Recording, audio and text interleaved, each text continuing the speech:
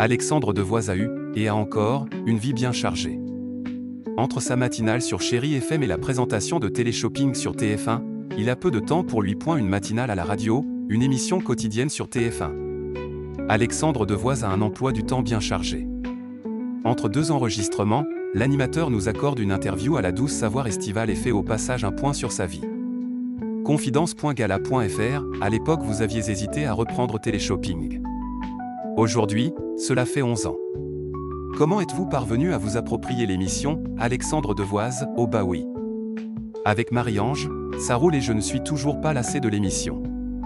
Il est vrai qu'à l'époque, j'avais hésité à accepter, je me demandais ce que j'allais y faire, et l'exercice m'a plu tout de suite. Pour la petite histoire, mon premier objet, c'est un appareil pour faire du sport. Quel est le secret pour qu'une émission de la sorte existe toujours face à un commerce encore plus concurrentiel? Beaucoup avaient peur avec l'arrivée d'Amazon. Moi, je pense que notre différence, c'est qu'on peut incarner le produit, ce qui n'est pas le cas sur Internet où on ne va voir qu'une photo.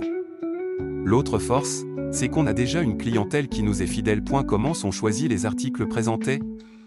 Avez-vous un droit de regard? Oui, on a un droit de regard, on a des réunions régulièrement pour décider des produits à mettre en avant selon les périodes de l'année. Et nous sommes tous raccords sur ce que l'on veut proposer, et nous les testons en amont. Demandez-vous certains produits pour votre utilisation personnelle?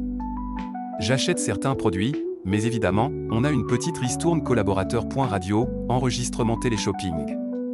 Quelle est la journée type d'Alexandre Devoise? On arrive à trouver du temps pour soi, tu sais. Je me réveille le matin à 4h et j'arrive à la radio à 5h. On continue à préparer l'émission et on prend le direct ensuite, à 6h. Lorsque l'émission est terminée, à 9h, il y a deux possibilités. Si je n'ai pas de tournage de Téléshopping, c'est calme, et s'il y a un tournage, je file à la Plaine Saint-Denis où on met en boîte à partir de 10h plusieurs numéros de l'émission. Depuis 2 ans, je présente aussi ponctuellement le loto et l'euro-million, donc quand en plus il y a ça, ça fait des journées denses, mais j'aime ça. Par contre, le vendredi, après l'émission de radio, c'est du temps pour moi. Plus de rendez-vous, rien du tout, je reste avec ma famille jusqu'au dimanche. Vous avez 2 grands enfants, quel est leur regard sur le métier de leur papa? Ils n'aspirent pas à une carrière dans l'audiovisuel, mais je pense leur avoir transmis le goût pour le travail. Je pense qu'ils sont fiers de mon parcours, mais je veux qu'ils voient que la passion aide à aimer son travail et que parfois il faut ne pas compter ses heures. Marie-Ange Nardi est toujours votre voisine? Oui, c'est toujours ma voisine, et on se fait toujours nos déjeuners dans notre petit resto du coup.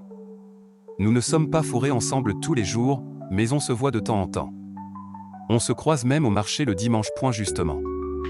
Marie-Ange Nardi a participé à Masked Singer. Vous n'avez pas remarqué qu'elle était moins chez elle ou moins disponible? Pour être honnête, je la connais bien et j'avais un doute surtout après avoir regardé sa première émission.